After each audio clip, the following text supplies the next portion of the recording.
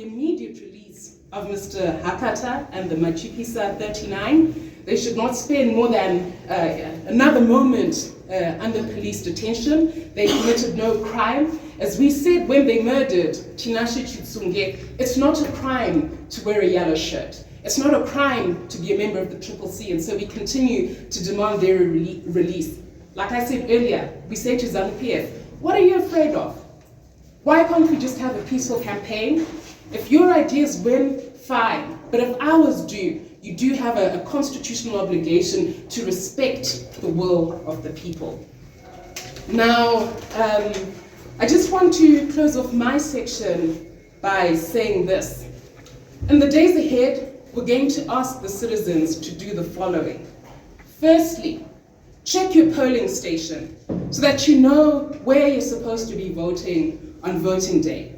How do you do this? There's a chat bot that was created by the citizens, which will enable every citizen to know their candidate, especially where there are fraudulent fakes, especially the so-called double candidates. The chatbot is very simple to use. It's available in English, in Shona and Ndebele. All you need to do is WhatsApp hello, Moro, Sawubona, to the number that's provided. It's +130 579 10002, and you just follow the prompts. It's very easy to use. You'll get to know which polling station you fall under, where you're supposed to go to next Wednesday, and which is the legitimate candidate that you're to vote for on behalf of the CCC. We encourage everybody to get there early. Most of all, most important of all, encourage all your friends, your family, your work colleagues, your church mates, your neighbors, everybody you know. Voting works. And like I said at the start, we have to ensure that it's too big to rig. The citizens that we've spoken to across the length and breadth of Zimbabwe continue to refuse to be discouraged. They say, no, we are going to vote despite the odds. And it doesn't mean that we accept that it's okay for the playing field to be tilted. But what we do want is a constitutional change of government and a citizens' victory for change. This is the last mile, the final stretch. And so we call upon all hands to be on deck as we win Zimbabwe for change. Without further ado, I'm going to defer proceedings to our next. Okay, my name is Jeffrey Moyo. I've got a quick question. Precisely, you are appalled by the level of distress calls that you have received.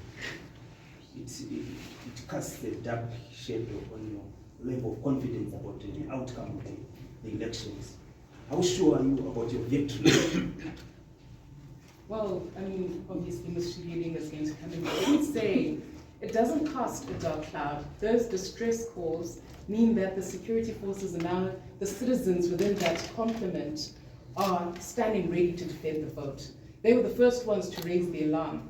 They were the first ones to say, no, no, no, we know our constitutional rights. We've been educated about our right to vote in secret, about our right to make a democratic choice. So if anything, it shows us that this time round, the citizens are more mobilized than ever to win Zimbabwe for change. They want change and transformation. That's why they were, not keen to vote ZANU-PF before their superiors. So if anything, it gives us confidence that even as we go towards the 23rd of August, citizens are more energized than ever and are defiant despite the odds. Despite the odds is the key term. We're not saying that there are no odds. We're not saying that the playing field is free and fair. But we have to ensure, like I said, that this vote is too big to rig and that we win by a large margin to ensure that we attain power and ensure that there's a democratic transition in this country. I don't know if you'd like to add anything else. Okay, great. Next question, please, if there is one. If not, we can... One last question. Jeffrey, I'll come back to you, don't worry. Yes, sir. Thank you. Thank you for sharing. So how are you going to access and inspect the ballot paper prior to the election day? I mean, that's a question that really should be asked to ZEC. The obligation is upon them constitutionally to inform us. Obviously, we are taking legal advice, especially if there's been a breach, as appears to be the case. We have placed them in Mora by going both to PGHQ today and going to ZEC offices to ensure that they comply with that. And if they refuse, we have to take all measures available to us, legal, political, diplomatic, in terms of the law. The static guidelines on elections are very clear about what should be done there, and they have an obligation to comply with their own laws more than anything else. What are they trying to hide? They're trying to hide that they've put Mr. Mnangagwa at the top where he shouldn't be. We'll deal with that, and you'll obviously be updated in due course as to what happens there. Nechishona Fadzayi, ungatsanangura here kusungwa kwaitwa vanhu 40 vekubato renyu pamwe chete navaakata. Chii chakaitika? Nezuro kwankune rally yakaitwa nokuitwa kuchuru cluster inosanganisa Glenview constituency yakaungana vanga vachimobiliza vanhu vachitora vanhu kwankune bhazi netruck ranga riripo vachienda kurally kwachuru. Rally yacho yange yakatenderwa nemapurisa tine clearance yacho. Chakatishamisa ndechekuti tiri munzira kuti tiende kuchuru ikoko tichipika up members edu tichivatora. Takazoona mapurisa auya nedzirori ravo vakusunga vanhu. Pakasungwa vanhu 40 ezvinezvi vatori kumapurisa vakabatwa. Asi isusu chinotishamisa ndechekuti zuva nezuva ZANU-PF iri kuunganidza vanhu vasina kana mvumo unenge wabva kumapurisa. Ivo havateedze zvinenge zvakanyorwa nemutemo pamopa, asi vanongotenderwa kuti vakampeni. Isusu tikangoita karali kedu tikangokolekta vanhu, mapurisa akangoona paungana vanhu vakapfeka yellow, nyangwe zviri pamutemo unongoona kuti vanhu vatosungwa nechekare. Zviri zvinhu zvinotoratidza kuti ZANU-PF iri kutya. Inotya kuti CCC ine vanhu vakawanda vanoisapota, ndosaka vachizoda kuita sei kutisunga. Vanenge vachiti isusu vakatisunga tichatadza kukampeni. Asi isu tinoti aiwa, tinokumbira kana kuti tinodhimanda kuti vahatata nevamwe 39 vavakasungwa navo vasunungurwe. Nyaya yacho takaiendesa kumatare, nyaya yacho takaiendesa zvakare kumaobserver, inyaya isingatenderwe pamutemo. Saka tinoramba kuti aiwa, vanhu vedu ngavasunungurwe. ZANU-PF muri kutyei, handei kuma-election toona anokunda, ngatsaitei nyaya yekushandisa mapurisa kuti vashungurudze vanhu. Ndosaka vanhu vachizoti aiwa ZANU-PF hatichaida ikoko kumbunyikidza vanhu nekuvamanikidza kuita zvavasingadi. Right, I'm going to take 2 more, ma'am, and then you sir over there. Okay. In your presentation, you highlighted that you received quite a number of calls under alarming. So I just want to find out in terms of numbers. I mean, we've got an incident tracker and the dossier is going to, but I think the key thing is the sample. We got distress calls from almost every single province and every single unit. Morris Depot, there were distress calls. Tomlinson Depot, CIDHQ, Chikurubi, Chipinge, almost every single unit where postal voting will take place or is scheduled to take place, there were distress calls. We don't obviously have the number, the exact number, but the key thing is almost every single unit, yangainema purisa, yangainema armed forces, angachimanikidzwa kuvota, all of them were saying the same thing, kuti aiwa, isatsuda kumanikidzwa kuvota, kana kuti ndoda kuvotera munhu wanenge ndavotera, but kwete kuti mukuru wangu ari kutotarisa nekunongedza kuti ndavotera pari. That's obviously unconstitutional and something that obviously has to be taken up, and we are doing so. We've placed them in Mora, and we're going to take legal steps if they don't heed our call. Okay, according to your presentation, it seems the Zimbabwean courts are not on your side. What are you going to do, given that the fact that you win after August 23? What are you going to do to defend your vote, besides going to court? I would frame it differently. We didn't say the courts are not on our side, but what we know is that ZANU-PF tries by all means to abuse all state institutions, not just the courts, the police, everything, to try and manipulate them to try and rig against us.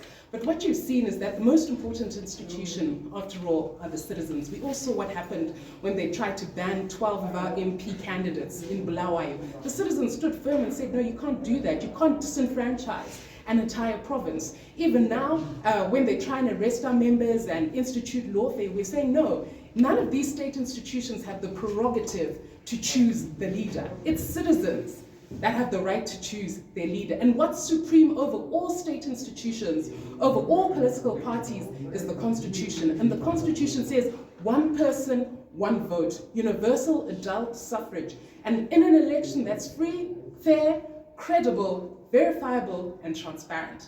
So it's that constitutional imperative, that standard, that's what's supreme.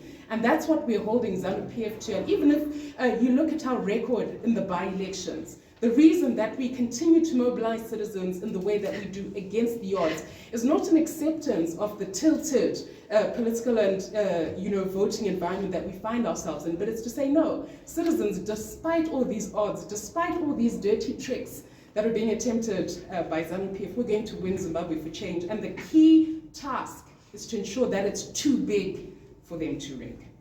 Okay, I think with that, we are going to call it a day.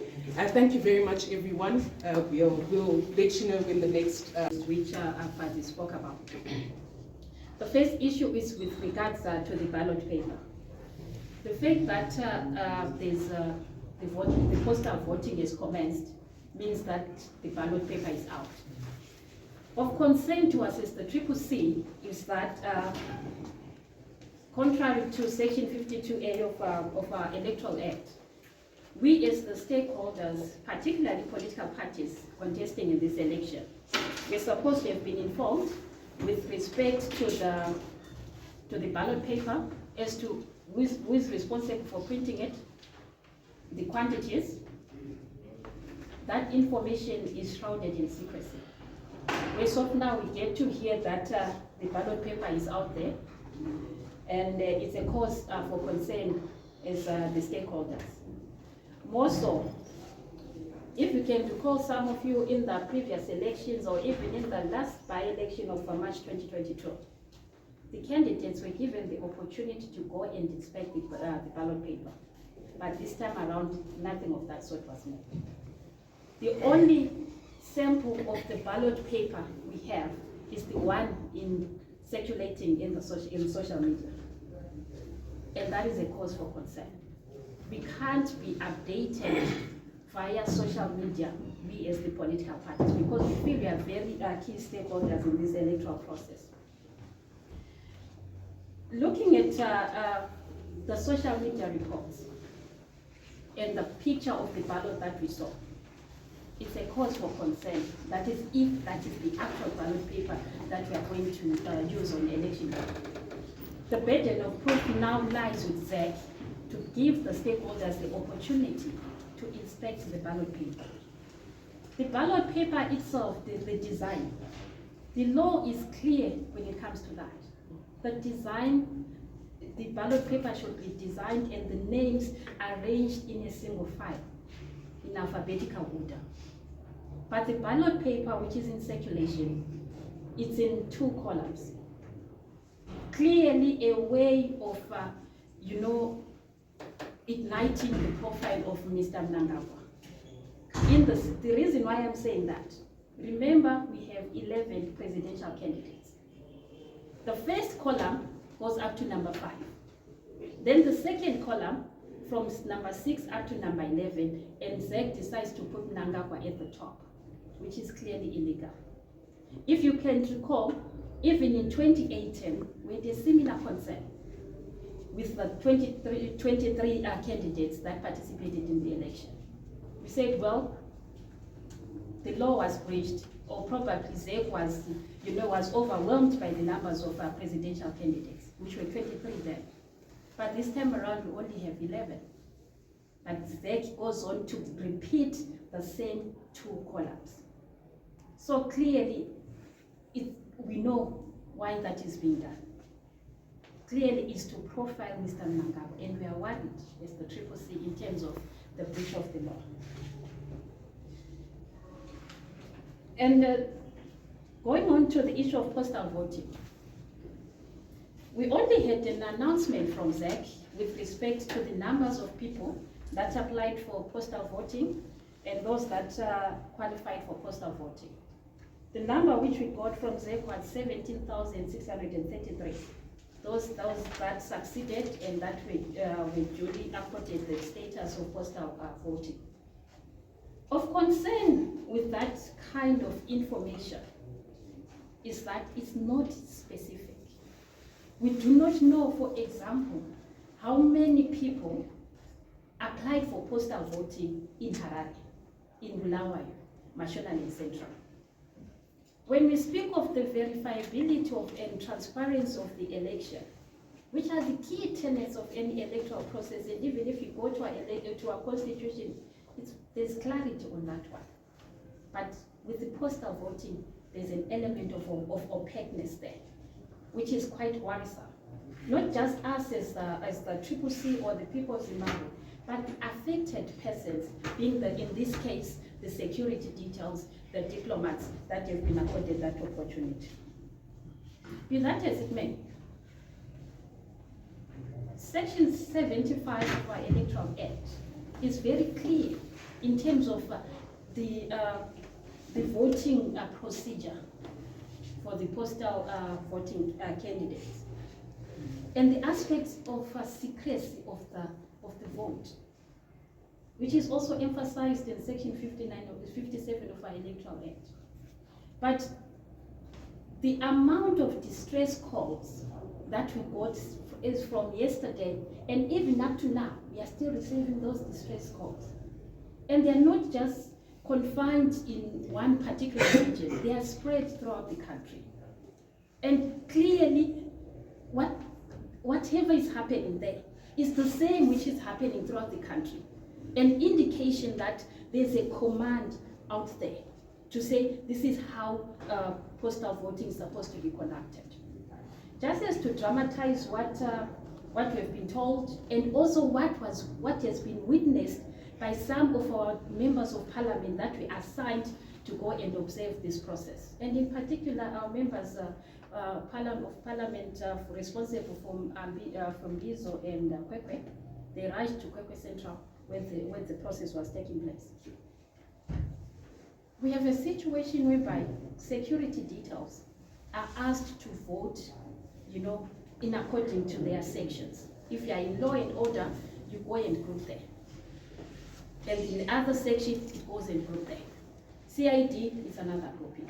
They are given their ballot papers, and there's the senior persons, being the commanders, being the superintendents, they will be seated there. Once you have voted, like what was happening in Kwekwe, you cast your X. Before you seal, that ballot paper inside the envelope, you are supposed to show your superior that you have voted for ZANU-PF, which was clearly, that was the case in Kwekwe Central police station. And we have no doubt that it's been happening throughout the country, because these distress calls that we're getting, they actually confirm what was observed by our colleagues in Kwekwe. So that in itself brings into scrutiny the credibility of the postal votes. And we've just written to ZEC on that matter, and we are ready to hear their response. The secrecy of the vote is very crucial. That's where the gist of any election is. And clearly, as a country, we are faced by a regime which does not want people to express their free choices. We can't actually isolate the postal voting incident with what is happening throughout the country. We have cases documented, which we are going to bring about, which we are going to highlight in our dossier, where we have even village heads writing down names of people, and even indicating to say, you'll be number 1, you'll be number 2, you'll be number 3. So that those people can go and claim and falsely declare illiteracy or physical challenges, so that they'll be accorded the voting assistance privileges. And that is a cause for concern. We highlighted these issues during our by-elections last year in 2022, but clearly they are recurring. But well, the citizens of Zimbabwe, they know what they want. No amount of intimidation can stop them from choosing the leaders of choice. And we continue as the CCC encouraging people to stand up against all these lies and myths and intimidation. It's so bad that some of you could have seen videos that are in circulation to say that we are able to know, in terms of the serial numbers on the ballot papers, as to who would have cast the vote on that particular ballot paper, which is a lie. And there's a lot of myths and lies out there. So this is the other responsibility of our commission, ZEC, to dispel those lies. Because the law is very clear with regards to all these issues. The issue of misinformation comes into play here. And you members of the media, you also have a responsibility. And of course, of concern, lastly, with regards to media play. We had a workshop with the media last week, and there should be a media monitoring committee chaired by ZEC, which is supposed to govern, the conduct of media houses, journalists, and other media players. That is still not in place. So now we have issues around misinformation. Who is going to monitor that? Who's going to ensure that there is a true record or a true reflection of what our law says with respect to elections? So, but however, that will not stop us as the CCC. People know what they want, and we continue using all the democratic channels, all our members, all the citizens out there, to spread the truth about this election. I thank you. Thank you very